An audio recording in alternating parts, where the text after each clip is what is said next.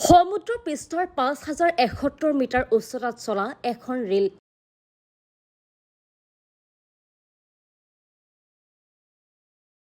ইমান উচ্চতা যে য'ত যাত্ৰীসকলে ভোগে অক্সিজেনৰ অভাৱত, য'ত যাত্ৰীসকলক দিব লগা হয় অক্সিজেনৰ সুবিধা।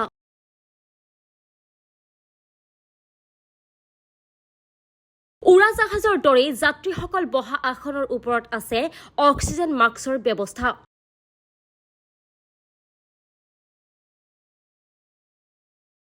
পিছে আপুনি জানেনে ক'ত আছে বিশ্বৰ সৰ্বোচ্চ এই ৰেলপথ?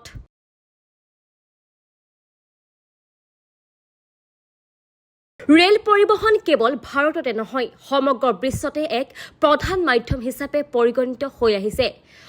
গতি দ্ৰুত হোৱাৰ উপৰিও ই অৰ্থনীতিৰ ফালৰ পৰাও লাভজনক।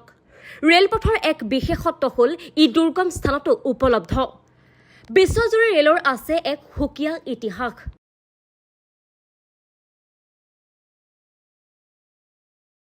ৰেল কেৱল স্থলপথতেই চলে তেনে নহয়, বহু ঠাইত পানীৰ তলতো ৰেল চলাচল আছে।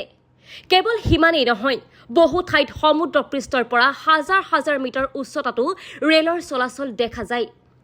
আজি আমি আপোনালোকক ক'বলৈ ওলাইছো ভূপৃষ্ঠৰ পৰা হাজাৰ হাজাৰ মিটাৰ উচ্চতাত চলা এখন ৰেলৰ কথা।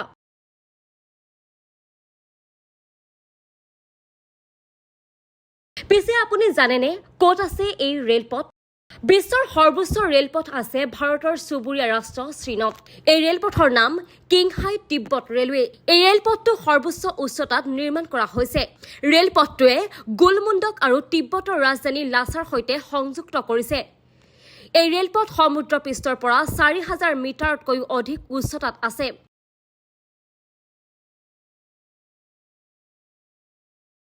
ৰেলপথটো টাংগুলা পাছৰ মাজেৰে পাৰ হৈ গৈছে, যাৰ উচ্চতা সমুদ্ৰ পৃষ্ঠৰ পৰা প্ৰায় ৫,০৭১ মিটাৰ। উল্লেখ্য যে কিংহাই তিব্বত ৰেলপথে অক্সিজেন স্তৰো ওপৰত।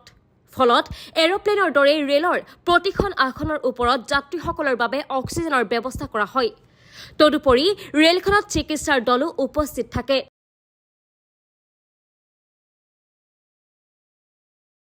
News desk report, times media 24।